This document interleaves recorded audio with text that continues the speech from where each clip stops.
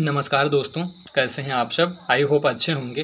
तो काफ़ी दिनों से बहुत सारे कैंडिडेट का कमेंट आ रहा था, भैया दाहोद डिवीज़न की जो सेकंड लिस्ट है वो कब आएगी? तो फाइनली वेस्टर्न रेलवे अप्रेंटिसशिप 2026 की जो दाहोद डिवीज़न का सेकंड मेरिट लिस्ट थी वो आ गई है।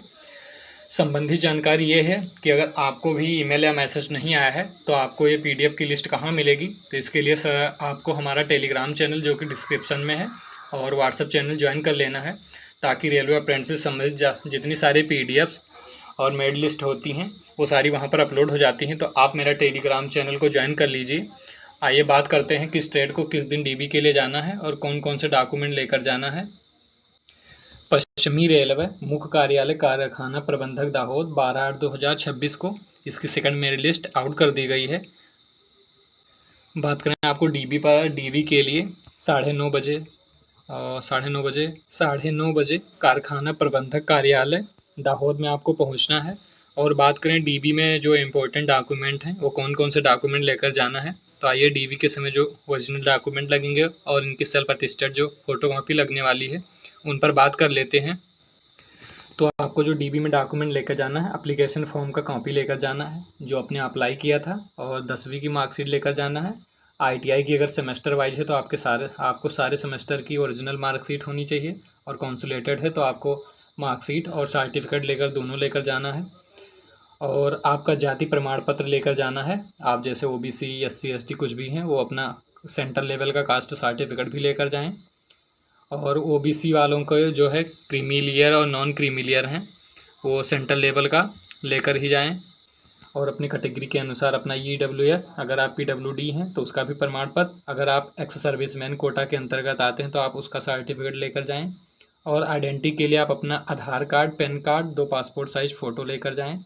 और मेडिकल सर्टिफिकेट जो कि गवर्नमेंट हॉस्पिटल का बनना होना चाहिए ज़िला लेवल की। और सभी जो दस्तावेज हैं इनके 2 सेल्फ अटेस्टेड फ़ोटोकॉपी होना चाहिए, और इनके ओरिजिनल भी साथ में लेकर जाएं, वरना आपकी डीबी जो है वहाँ आप डीबी से बाहर हो सकते हैं। तो ये डॉक्यूमेंट ज़रूर लेकर जाएं अपने डीबी में। और इस नोटिस में आपको साफ साफ बताया गया है, यहाँ पर कोई आपको परमानेंट जॉब नहीं दी जा रही है, और केवल आपको 1 साल के लिए अप्रेंटिसशिप के लिए रखा जा रहा है, जिसका आपको स्टेटमेंट यानी वजीफ़ा आपको दिया जाएगा। और ये जो लिस्ट है इसमें कोई फाइनल सिलेक्शन नहीं हुआ है, ये केवल डॉक्यूमेंट वेरिफिकेशन के लिए बुलाया गया है। फाइनल मेरिट लिस्ट इसके बाद लगेगी, तो ये भी आप समझ लीजिए। यहाँ पर आप देख सकते हैं डीबी डेट दिया गया है, रजिस्ट्रेशन आईडी दिया गया है, ट्रेड नेम, कैंडिडेट नेम, उनके फादर या husband name, email ID, phone number. अब बात कर लेते हैं किस ट्रेड की कितनी कट ऑफ गई है। तो भाई कट ऑफ देख लेते हैं। फिटर ट्रेड की जो कट ऑफ है यूआर की 75 गई है, एससी की 73, एसटी की 71, ओबीसी की 74, और ईडब्ल्यूएस की जो है 68 गई है। और बेल्डर ट्रेड की जो कट ऑफ है यूआर की 74 गई है, एससी की समथिंग 74 ही गई है, और ओबीसी की 74 गई है। और मशीनिस्ट की जो कट ऑफ है वो यूआर में तो नील है, कुछ नहीं दिखा रहा है, एससी में है 77, ओबीसी में मशीनिस्ट की कट ऑफ भाई काफ़ी हाईएस्ट गई है, 80 गई है। बात करें इलेक्ट्रीशियन ट्रेड जिसमें कट ऑफ हाईएस्ट हमेशा जाती है, तो उसमें 81% यूआर की गई है, 78 एससी की, ओबीसी की भी 80.5 गई है।